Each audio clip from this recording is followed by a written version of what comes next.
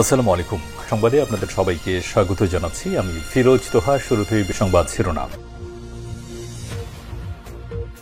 বাংলাদেশের সর্বশেষ গুরুত্বপূর্ণ আপডেট সংবাদে আপনাকে স্বাগত। শুরুতেই সংবাদ শিরোনাম, পরে বিস্তারিত। প্রথমেই জানাবো আমাদের হাতে থাকা সর্বশেষ গুরুত্বপূর্ণ সবথেকে তাজা আপডেট সংবাদ। ভারতীয় নাগরিক পাবনার এক স্কুলের প্রধান শিক্ষক। ভারতের নাগরিক হয়ে পাবনায় সরকারি প্রাথমিক বিদ্যালয়ে প্রধান শিক্ষক পদে চাকরি করছেন সুখরঞ্জন নামের এক ব্যক্তি। শুধু তাই নয়, জালিয়াতি করে শ্বশুরের নামে লিজ নেওয়া সরকারি সম্পত্তিও দখলের অভিযোগ উঠেছে ওই প্রধান শিক্ষকের বিরুদ্ধে। পাশাপাশি তার এক প্রতিবন্ধী ছেলের নামে সরকারি ভাতা করে তিনি এদেশে থাকেন আর তার স্ত্রী ভারতের সুযোগ সুবিধা নিচ্ছে। এরপর জানাবো ডাকসু নির্বাচনে অবৈধ হতে পারে গোলাম রাব্বানীর জিএস পদ, যা বলছে রাশেদ খান। ঢাকা বিশ্ববিদ্যালয় গোলাম রাব্বানীর ভর্তি বাতিলের খবরে উচ্ছ্বাস প্রকাশ করেছেন গণ অধিকার পরিষদের সাধারণ সম্পাদক রাশেদ খান। তিনি বলেছেন, দীর্ঘ সময় পরে হলেও আমি ন্যায় বিচার পেতে যাচ্ছি। এদিকে চাকসু নির্বাচন শেষ দিনে উপচে পড়া ভিড়, মনোনয়ন বিক্রি ছাড়ালো হাজার। চট্টগ্রাম বিশ্ববিদ্যালয় কেন্দ্রীয় ছাত্র সংসদ চাকসু এবং হল সংসদ নির্বাচনে মনোনয়ন সংগ্রহের সময় শেষ হয়েছে। মঙ্গলবার মনোনয়নপত্র সংগ্রহের শেষ দিন দেখা গিয়েছে উপচে পড়া ভিড়, মনোনয়ন বিক্রি হাজার ছাড়িয়েছে বলে জানা গেছে। এবারে জানাবো জাতীয় পার্টি নিষিদ্ধ প্রসঙ্গে যা বললেন বিএনপি নেতা সালাউদ্দিন। নির্বাহী আদেশে কোনো রাজনৈতিক দলে নিষিদ্ধ চায় না বিএনপি, বরং এ বিষয়ে বিচার প্রক্রিয়া নির্ধারণ করা উচিত বলে মনে করে বিএনপির জাতীয় স্থায়ী কমিটির সদস্য সালাউদ্দিন। এমন নিষিদ্ধ করার পরিণাম ভবিষ্যতে ভয়ঙ্কর চর্চায় রূপ নেবে বলে মন্তব্য করেন তিনি।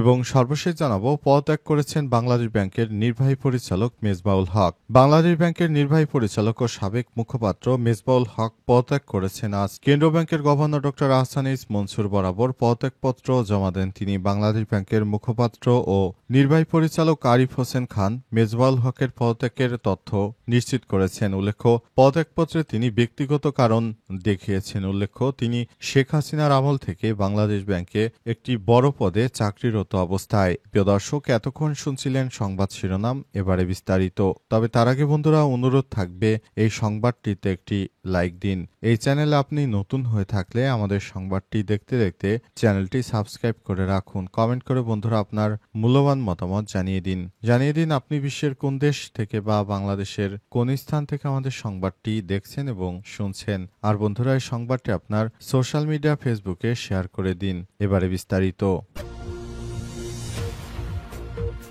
ভারতীয় নাগরিক পাবনার এক স্কুলের প্রধান শিক্ষক। ভারতের নাগরিক হয়েও পাবনায় সরকারি প্রাথমিক বিদ্যালয়ের প্রধান শিক্ষক পদে চাকরি করছেন এক ভারতীয় নাগরিক। আজ যুগান্তরের একটি প্রতিবেদন থেকে এই তথ্য নিশ্চিত করা হয়েছে।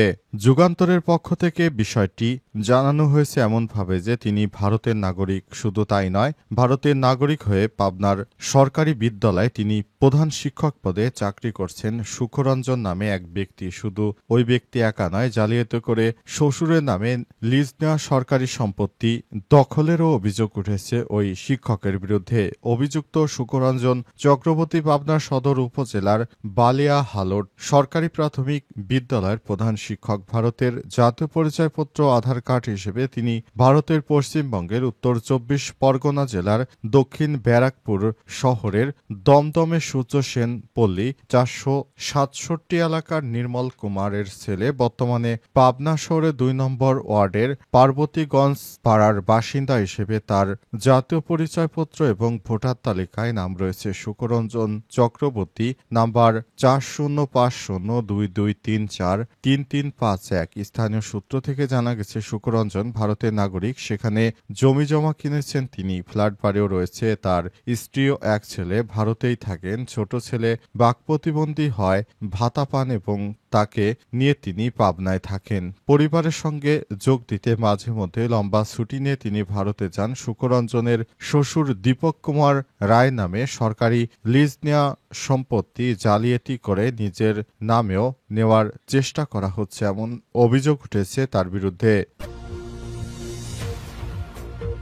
অবৈধ হতে পারে গোলাম রাব্বানীর জিএস পদ, যা বলছে রাশেদ খান। ঢাকা বিশ্ববিদ্যালয় গোলাম রাব্বানীর ভর্তি বাতিলের খবরে উচ্ছ্বাস প্রকাশ করেছে গণ অধিকার পরিষদের সাধারণ সম্পাদক রাশেদ খান। তিনি বলেন, দীর্ঘ সময় পরে হলেও আমি ন্যায় বিচার পেতে যাচ্ছি। 2019 সালে ঢাকা বিশ্ববিদ্যালয় কেন্দ্র ছাত্র সংসদ ডাকসু নির্বাচনের আগে এমফিল প্রোগ্রামে ভর্তি যথাযথ প্রক্রিয়া না হয় নিষিদ্ধ সংগঠন ছাত্রলীগের সাবেক সাধারণ সম্পাদক গোলাম রাব্বানীর ভর্তি বাতিল হচ্ছে। সিন্ডিকেট ইতিমধ্যেই তা সাময়িক বাতিল করেছে।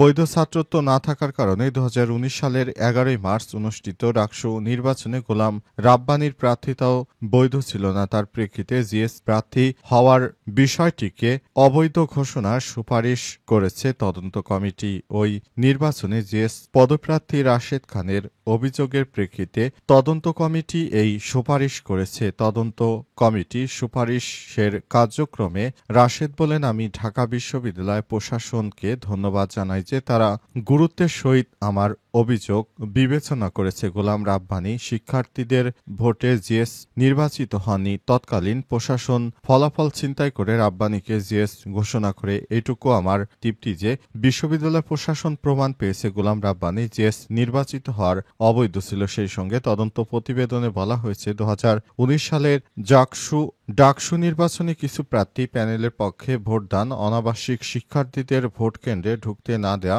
ভোট কারচুপি করা, ভোটদানের কৃত্রিম লাইন সংকট করা ইত্যাদি করেছে। তাই তার পদকে বাতিল করবে বিশ্ববিদ্যালয় প্রশাসন, যেটার জন্য তিনি দীর্ঘদিন ধরে লড়াই করছিলেন। অবশেষে তিনি সেই বিষয়টিতে একমত হতে পেরেছেন।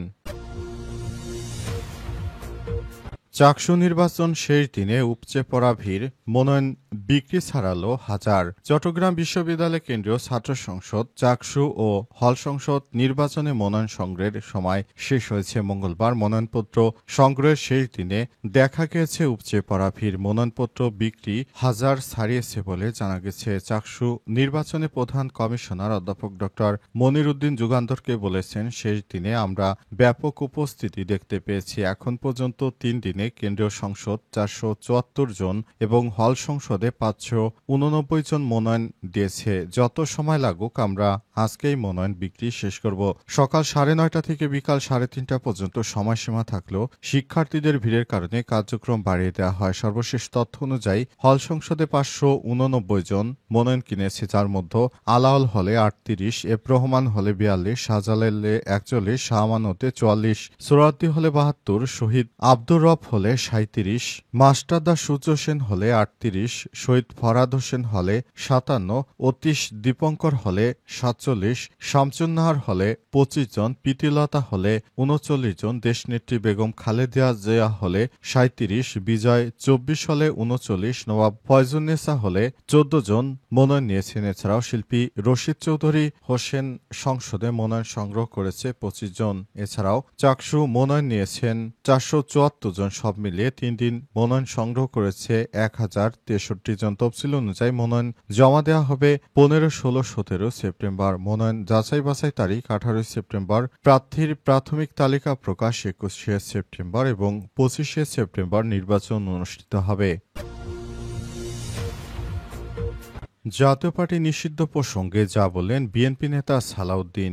এবার জাতীয় পার্টিকে নিষিদ্ধ নেয়ার বিষয়ে মুখ খুলেছেন বিএনপি নেতা সালাউদ্দিন। তিনি বলেছেন, নির্বাহী আদেশে একটি রাজনৈতিক দলকে নিষিদ্ধ করার বিষয়টি সরকারকে বন্ধ করতে হবে, তা না হলে নতুন নতুন সংকট দেখা দিতে পারে। অন্তর্বর্তীকালীন সরকারের প্রধান উপদেষ্টা যে কাজটি করেছে সেটি অত্যন্ত দুঃখজনক একটি কাজ করেছে। অন্তর্বর্তীকালীন সরকার যেভাবে রাজনৈতিক দলগুলোকে নিষিদ্ধ করছে তার জন্য গভীর উদ্বেগ জানিয়েছেন তিনি আরও জানান, নির্বাহী আদেশে কোনো রাজনৈতিক দলের নিষিদ্ধ চায় না বিএনপি, বরং এ বিষয়ে বিচার প্রক্রিয়া নির্ধারণ করা উচিত বলে মনে করে বিএনপির স্থায়ী কমিটির সদস্য সালাউদ্দিন আহমেদ। এমন নিষিদ্ধ করার পরিণাম ভবিষ্যতে ভয়ঙ্কর চর্চার রূপ নেবে বলে মন্তব্য করেন তিনি। মঙ্গলবার 16 সেপ্টেম্বর বিকেলে রাজধানীর গুলশানে নিজ বাসায় সাংবাদিকদের সঙ্গে মতবিনিময় সভার সময় তিনি মন্তব্য করেছেন। জাতীয় পার্টি ও 14 দল নিষিদ্ধর দাবির প্রসঙ্গে তিনি বলেন, নির্বাহী আদেশে রাজনৈতিক দল নিষিদ্ধ করার পরিণাম ভবিষ্যতে ভয়ঙ্কর চর্চার রূপ নেবে। নির্বাহী আদেশে রাজনৈতিক দল নিষিদ্ধ করতে গেলে স্বৈরাচারের সঙ্গে যুক্ত ২৮টি দলকে নিষিদ্ধ করতে হবে। নির্বাচন কাদের নিয়ে হবে, এটার উদ্দেশ্য এমন হতে পারে যে নিজেদের অতিরিক্ত সুবিধা দিতে আন্দোলনকারীরা আরও দল নিষিদ্ধের দাবি জানাতে পারে। এতে জাতীয় ঐক্য বিনষ্ট হবে, সূত্র ধরে পতিত শক্তির সুযোগ পাবে। সুতরাং সালাউদ্দিন আহমেদের মন্তব্য মতে কোনোভাবেই কোনো দলকে নির্বাহী আদেশে নিষিদ্ধ করা ঠিক হবে না, বরং বিচারিক প্রক্রিয়ার মাধ্যমে দলগুলোকে নিষিদ্ধ করা যেতে পারে। কারণ বিচারিক প্রক্রিয়া ছাড়া দলকে নিষিদ্ধ করা না হলে ভবিষ্যতে এই একইভাবে তারাও ভবিষ্যতে যখন ক্ষমতায় আসতে পারবে তারা অন্যান্য রাজনৈতিক দলকে তারা নিষিদ্ধ করতে চাইবে একইভাবে নির্বাহী আদেশে। সুতরাং বিষয়টি মানা যায় না। এ বিষয়টি সরকারকে অবশ্যই ভেবে দেখা উচিত বলে মনে করেন তিনি।